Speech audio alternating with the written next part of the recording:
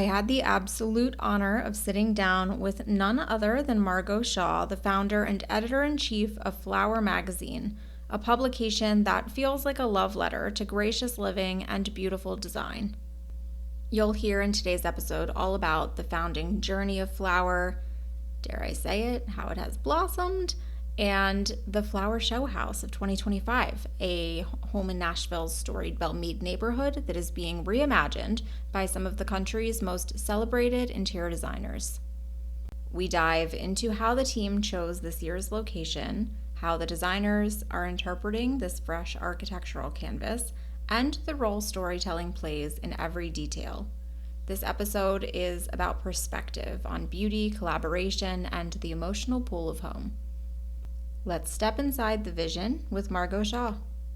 Welcome to Grandma's Silver, where tradition meets today. I'm Allie, your host of the Grandma's Silver podcast and founder of the Grand Millennial Lifestyle. Here, we blend aesthetics with nostalgia, engaging in conversations with lifestyle brands, designers, and more to rediscover the timeless charm of the past. Join me as we journey from home to heart, illuminating the past and polishing the present with the gleam of Grandma's Silver. Welcome, Margot, to the podcast. I'm really excited to have you, not only to chat about the show house, which is very exciting, but to learn a little bit more about Flower Magazine in general. So thanks for joining me. Absolutely. I'm happy to be here. And one of the first things, pre my hitting recording, I was kind of sharing my background, and I happened to have looked, into some of your background. And I know that you have a bit of a multi-layered perspective, multi-layered background yourself. And so I would love to actually start a bit with a bit of that and a bit about you, if you don't mind, and how Flower really came to be before we start talking about sort of its evolution and the show house and things that have stemmed off of it. Sure. I was raised by two very sophisticated and cultured parents. We lived in Europe when I was young, and they took us everywhere and showed us everything. So that was sort of my initial aesthetic education, was just look at this, look at this. I always loved beautiful things. So my father was more the aesthete and my mother was a wordsmith. So those two strains you can sort of imagine have woven together to produce Flower, a magazine about beautiful things that originate in nature and filled with beautiful words. Most of them not mine, so I can say that. But yeah, studied art history, interior design, and just was always really drawn to and moved by beauty. Then my oldest daughter got married. She wanted an at-home wedding. I knew nothing about flowers, nothing about arranging, nothing about floral design, but I knew who to call. Sybil Sylvester, who's still in my top 5 in the whole country. She's in Birmingham, where I'm based. She wove together this incredible tapestry of beauty at our home for my oldest daughter's wedding. And after working with her, I was so stimulated. This is a art form that I had never considered. And I went to work for her as an intern at 46 years old, and learned everything I could from her for several years, and then got the idea that there was no magazine with a botanical. I mean, there are plenty of garden magazines, but there was nothing about flowers, nothing with a floral template overlay. I didn't want it to just be floral design or weddings or things like that. I don't know if you don't remember Southern Accents, you're too young, but it was an amazing shelter magazine that was based in Birmingham. It was Southern Accents and Southern Living, Coastal Living. They were all published by the same house. I love Southern Accents and wanted that, but with a botanical profile. I got this idea. There's no flower magazine. You need to start one. And so I did, which, it's a much longer story than that, but Birmingham is a big publishing town, and in 2006 and 7, things were starting to kind of diminish in print. There was a heavy internet presence and lots of digital content that was coming out, but I wanted print. I went to some people here and started the magazine very slowly, very organically, launched in three southern cities, including Birmingham and Nashville, and just kind of waited, to see who came across my path. I'm not one to force things. I would say I'm a pretty prayerful person, so I waited. And once I said, yes, I'll do this, people began to come across my path that I needed to help start a magazine. It's uncanny. I will say it's uncanny. Incredible. It's Yeah, incredible. it's been very, very shimmery and serendipitous and continues to be. As long as I walk through that door that opens, I'm amazed at what's on the other side. So now, I mean, 18 years in, we're still a niche magazine. It's about flowers primarily, but we have just grown. We've just grown so slowly and beautifully over the years. And I get to write a little bit, but I get to look at beauty and impact people's lives and contribute my perspective and my aesthetic to the world. And that's amazing. I get to share beauty. It has obviously resonated with many, I mean, myself included. Thank you for going for it, really, and taking that risk and doing something so really unique. A magazine, right? That's ambitious on its own, but then to take something that you were so passionate about and blend it with tradition and beauty and soul in such a way that I don't have the exact words, but it's just the product of that has, not to sound punny, but it has really flourished. And Yeah, it's incredible the impact that I it's love made. that. Well, thank you for saying that because flourish is part of the same root for flower. And if you look up flower, I mean, that's really when people ask me, flower, is it just about flowers? And I say, no, it's really a verb to flower, flourish, to grow, to prosper. Thank you for reminding me of that word, flourish. It does, it continues to, and it's sort of counterintuitive in this climate Yeah. where, it's just more and more and more people trying to be digital and quick and social and AI and things like that. We're old school. I mean, we have a really robust, I would say, digital footprint, and our content is, I think, some of the best out there, honestly. I wouldn't disagree. I don't think that your digital presence lacks, though Thank it's you. not your intent, you know? Yeah, I mean, it's not our primary platform, obviously, but I think it really augments what we're doing and is really telling the story on another platform and engaging readers from all over that we might not get, who just are not into print or not getting the magazine. Somebody asked me a few years ago, where do you want to be in 5 years? And I said, I want Flower to be in the hands of everyone who would want it. We're not there because, like, I just got back from Nantucket by Design, and I saw people from all over, and several of them knew the magazine, several of them had never heard of it. Which So we actually got to blows fix my that. mind. That We got blows to my fix mind. that. Yeah. Yeah. Oh Yeah. my goodness. Well, I am small but mighty, but I hope that this helps to get I this into use the that design phrase about us community. too. I use that phrase about Flower. We're small but mighty because I think that might be better. It allows you to resonate with the right audience and grow at a different speed, but sometimes that's necessary. Well, and it also allows me a lot of creative control, a lot of every kind Mm. of control, which can be a burden, but not in this instance. It's just, I have such a great team. I'm surrounded by people who've been at this way longer than I have. And that's the key, is deferring to people who know more. Well, I love that you were also just at Nantucket by Design because I've had the opportunity to, through all of this, form a really lovely relationship with Bill and Marla and Gary. I just spoke with Bill and Gary recently to chat about their work, and they have turned So that great. into, I mean, just phenomenal. What an experience they've curated. Design-a-palooza, I call it. And those guys are so great. Their work is extraordinary and exquisite in every way. I bet you love it. I Uh, do. yeah, yeah, I can imagine. It was great. Speaking of experiences, the show house is up and coming. I did want to ask sort of the evolution of that. So when was your first show house? The first show house was actually my husband's and my farmhouse that we were building in Bibb County, Alabama, on his family farm property. It's 1,000 acres, 45 minutes southwest of Birmingham.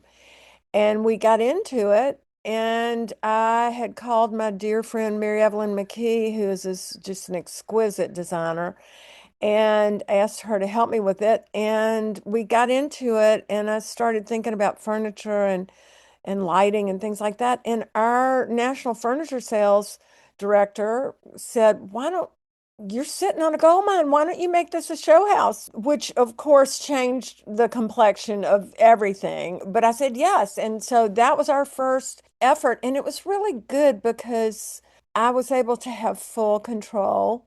We sold in some really great sponsors that I loved, but it was a small project compared to what we are doing now. It was a one designer house, and it was during COVID, so we didn't have thousands of people coming through. We Yeah. had opening night dinner for the sponsors and the designer, the landscape architect, Ben Page, and that was fun, and it was a great way to get our toes wet.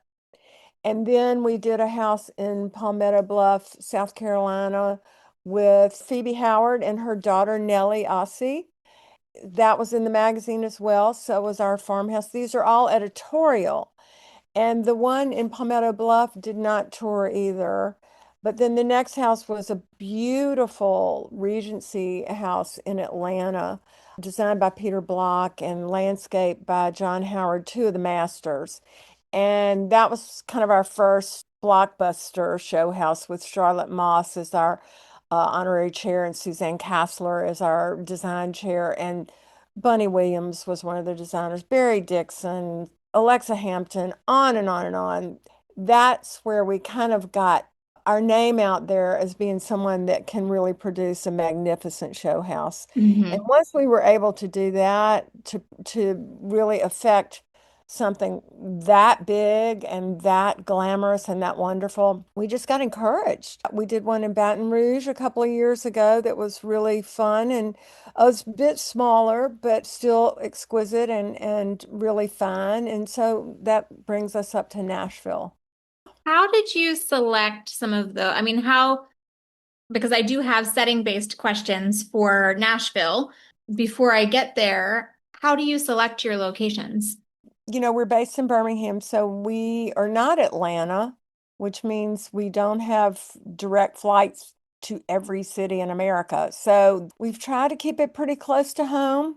Obviously, Briarfield, the farmhouse, and then Palmetto Bluff was a little further away, but still doable. And, we think about logistics. We really do, because we have a small but mighty team, but, we want them to be able to drive or fly.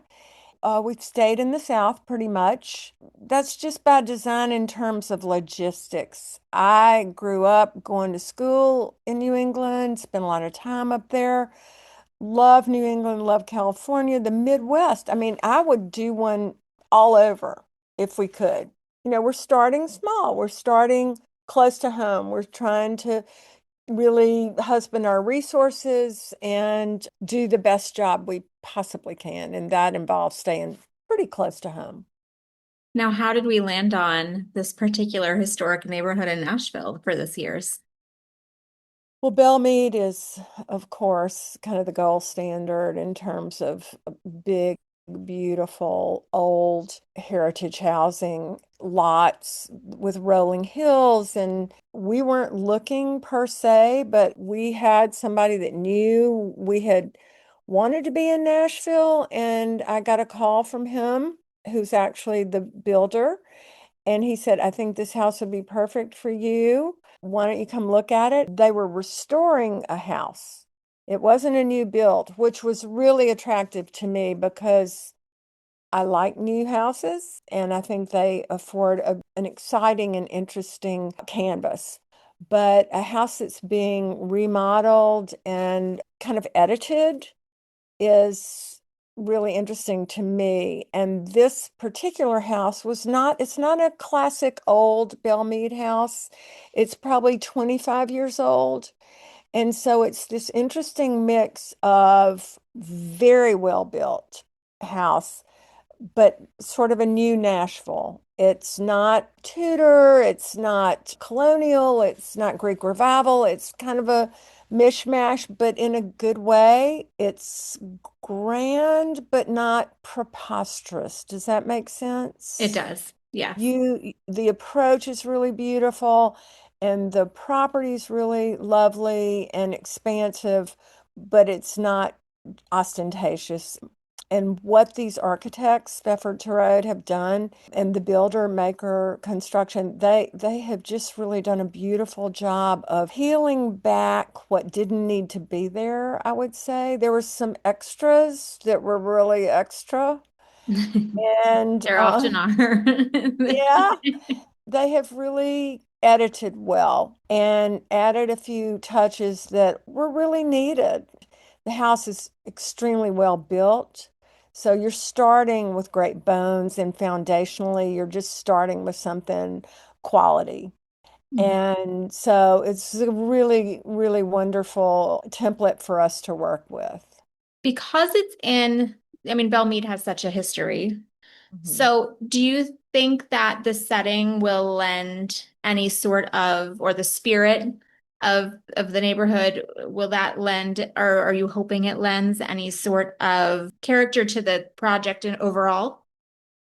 I think what I would say about that is that Belle Meade itself is storied and historic and beautiful and is just kind of a byword for quality and old Nashville. But I think because Nashville is in the midst of this huge burgeoning moment, people starting with COVID and before, but especially during COVID, people were moving there in droves from California, from New York, from all over.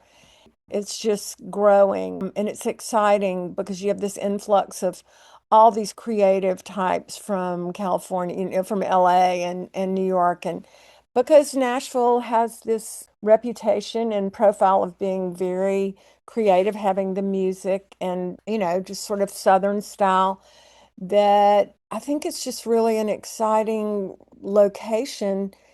It's in Nashville, but it's not in the buzzy part of Nashville. It's in a quieter part of Nashville. It's a place that you wouldn't necessarily go or get to. And so we are thinking that people will be inspired just by seeing Belle Meade and seeing the beauty and the graciousness of these houses because they're not really building them like this so much anymore. So it'll be fun for people to see and hopefully get inspired. And if some more builders come through and say, hey, this is really special, who knows?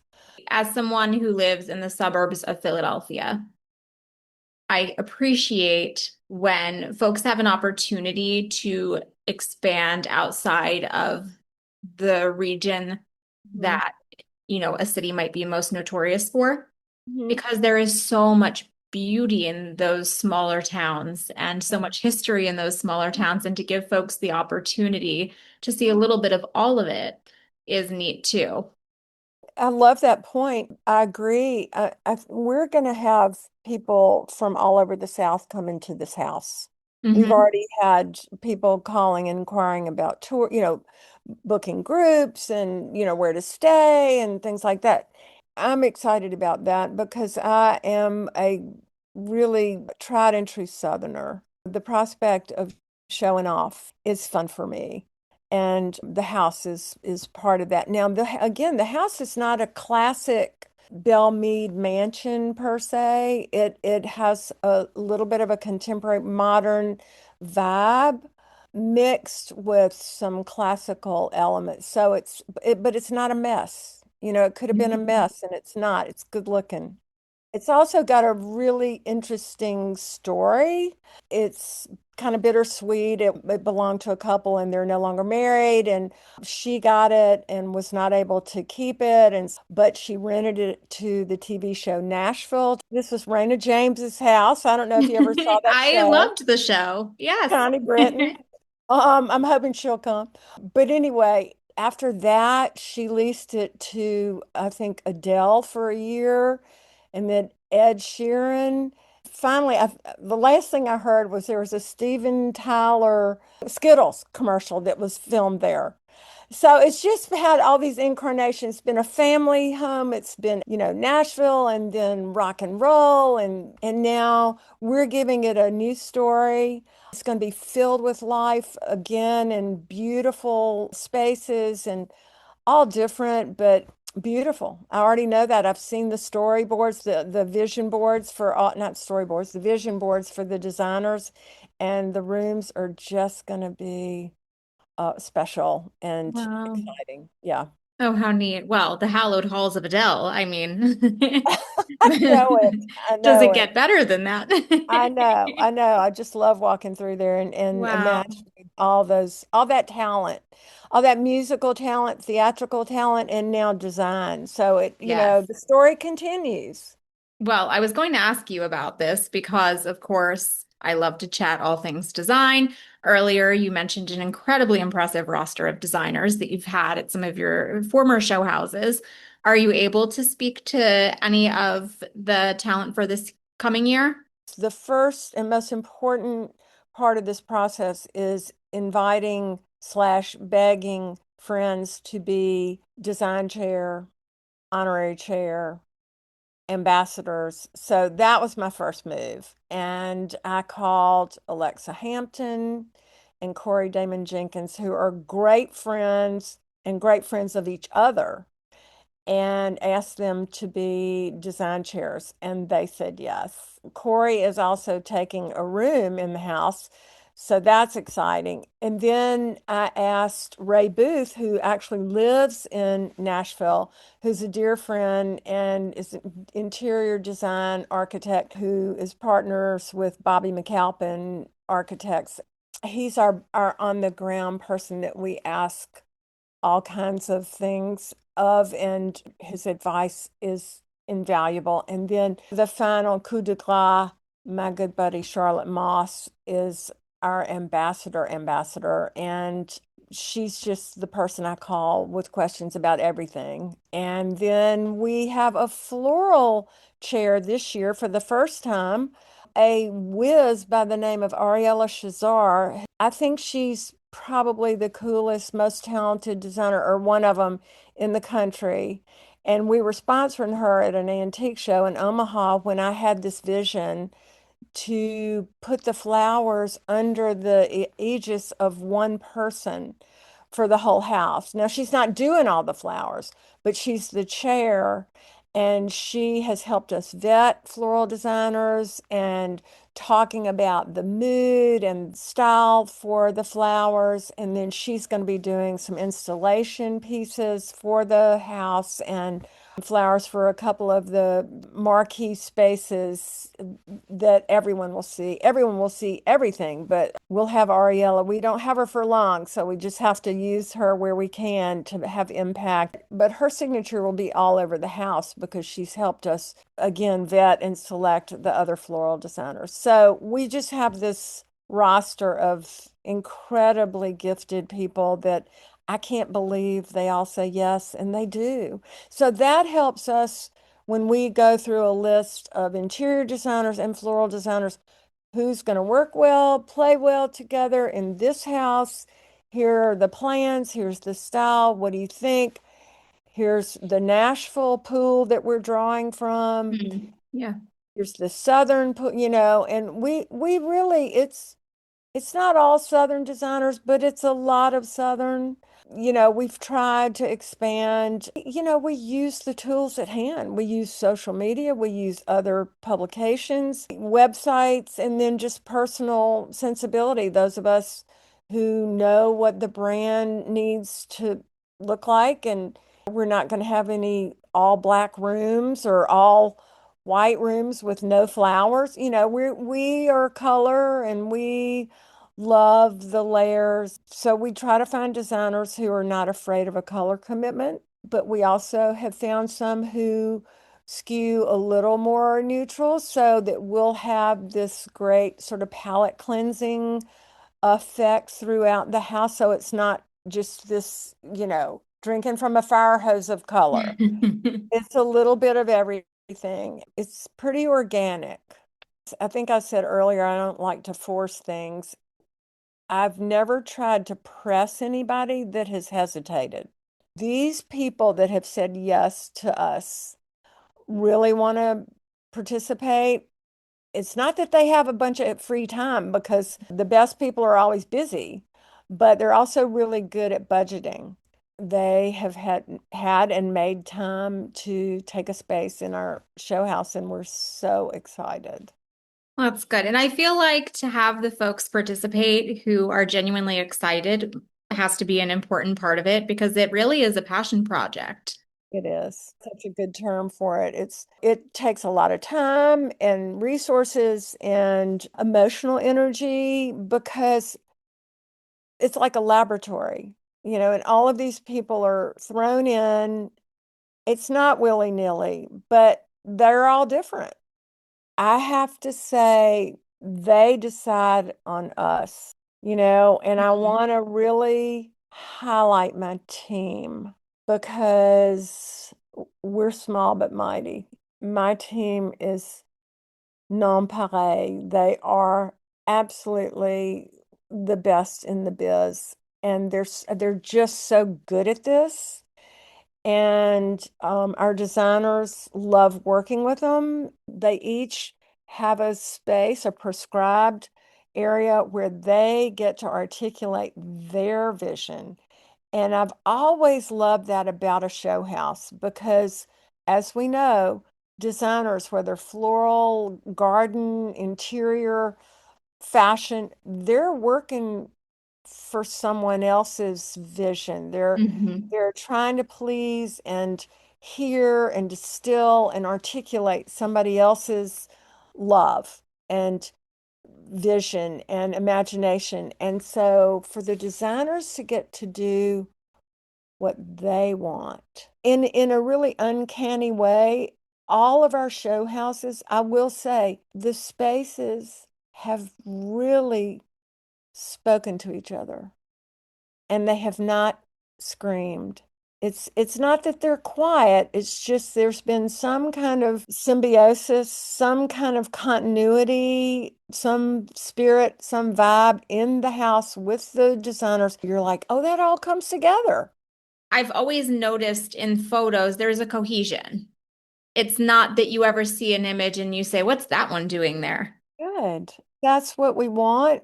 I don't think I mean, it's something that a designer can achieve in their space in a project for someone else. They can have continuity and a smooth transition from space to space, but not a show house. We don't make them communicate, put it that way. They're perfectly able to if they want to. Hey, your room is off my hall. This is what I'm doing, just didn't know if you wanted to know. But there's no prerequisite, there's no requirement whatsoever on our end. You do whatever you want, it's your space, have at it. And so that's sort of fun. It's sort of serendipitous. I was going to ask you about the parameters that folks are given. Are there themes that you're going with? Is the setting largely the inspiration? How does that work? We don't necessarily have a theme. I would say that the theme for a flower show house is always going to be beauty. I happen to believe that there is such a thing as objective beauty. You've heard beauty's in the eye of the beholder to an extent, but there's some things that are just intrinsically, objectively beautiful. And that is what we continue to see in these show houses, whether it's a very minimal kind of Spartan neutral space, which we will have one of those, or a really beautiful, layered, more historically referential space. We'll have a few of those. It's going to be beautiful. And that's the most important thing to me is that people walk away going, ah, but also inspired because each designer, I mean, I can't tell you from Janie Molster to Mack and Thompson from Birmingham to Susan Ferrier and Rachel Halverson in Nashville. I mean, we just Mark Sykes. There's so much talent, but every level of experience. We have some emerging talents like Mackin. She's been published in Verena, but she's relatively young in this industry. And then Susan Ferrier or Janie Molster, or, who've been at it for a good bit of time. And so I think that's exciting to see all these different talents and to compare and contrast. We're going to learn from every single designer, though. We're going to learn. Kind of on the learning and new experiences train here. This is the largest property so far, right? Absolutely.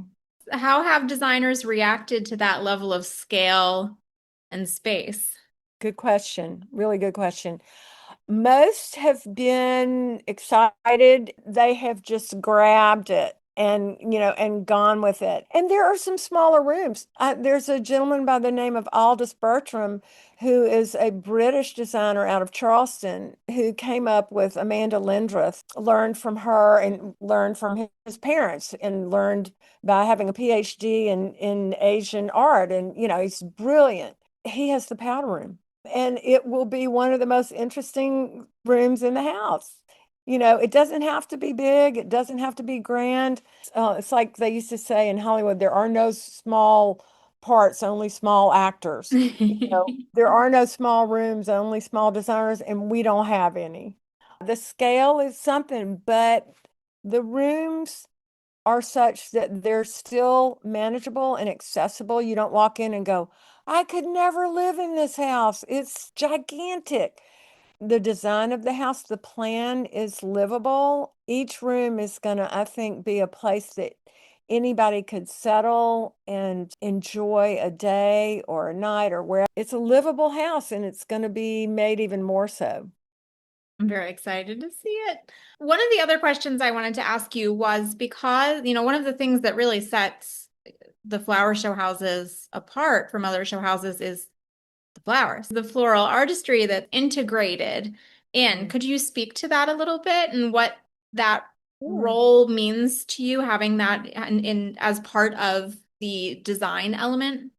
Sure, that's such a nice question. Thank you for asking me Oh, that. yeah. We've had different models with each house, from one designer, the farmhouse, to several designers, to a different designer for each space. All are captivating and interesting. This house, Ariella has helped us winnow down to a manageable number. There's so much talent in Nashville. Oh my gosh.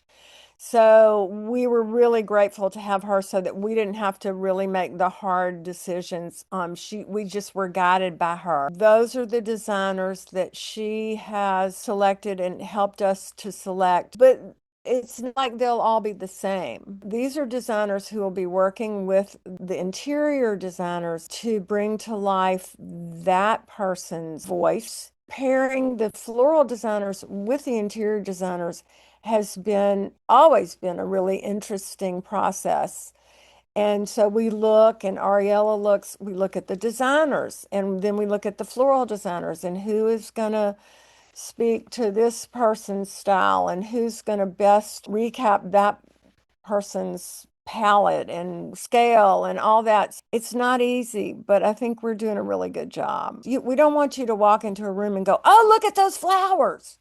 We want you to walk into a room and say, oh, this is beautiful, and then take it apart, just sort of dissect why it's beautiful. And then you'll notice the flowers and say, oh, that goes so nicely with the style of the room, with the color, the furniture. They're decorative and they're an accessory.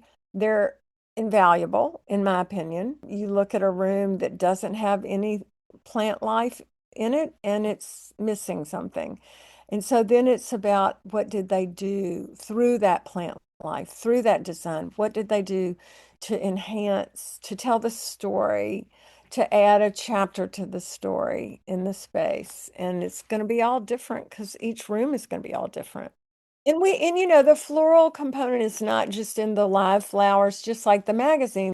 There will be plenty of floral fabric and textiles and flowers in art and on the grounds. And we have these beautiful planters that are going to be planted. It'll be a botanical, spectacular moment, but not overwhelming.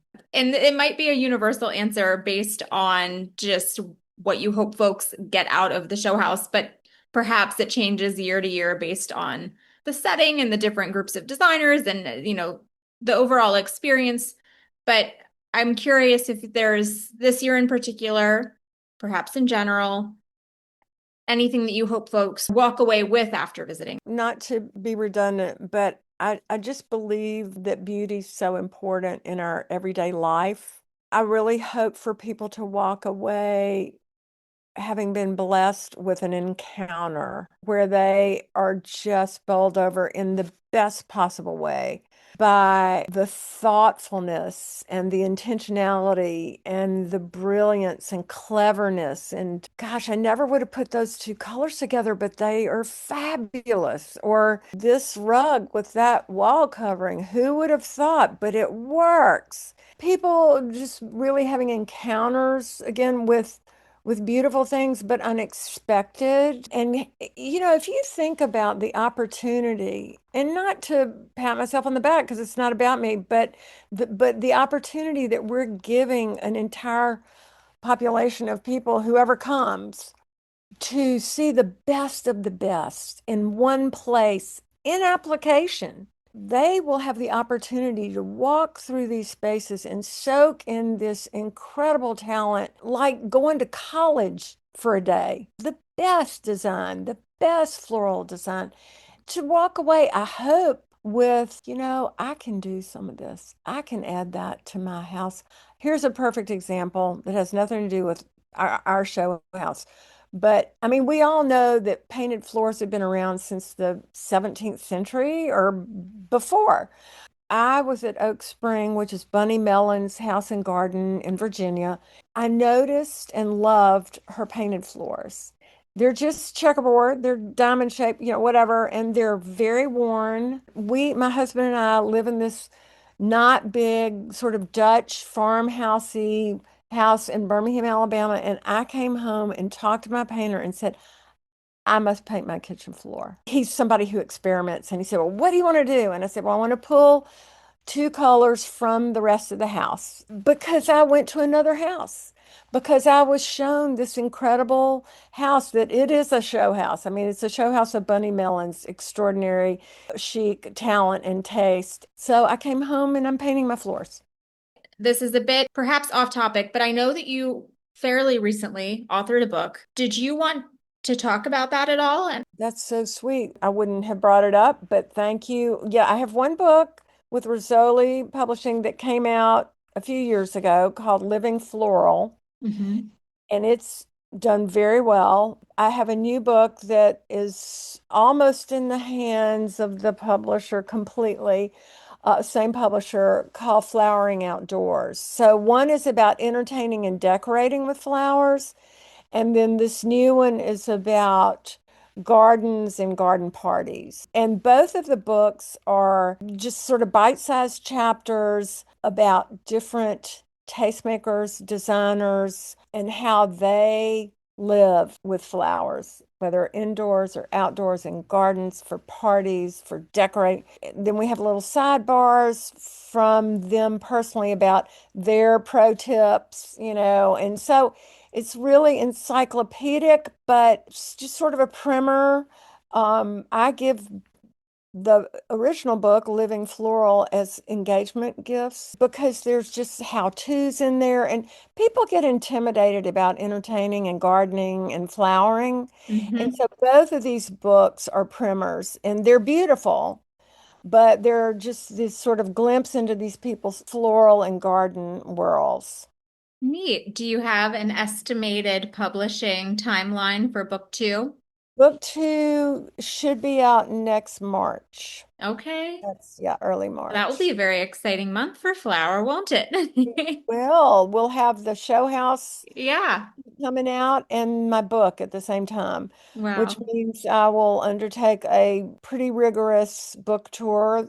I'm still speaking and signing my other book, and I love it. So I get to meet wonderful people, see beautiful places, take my husband with me. It's a fun life. I'm grateful.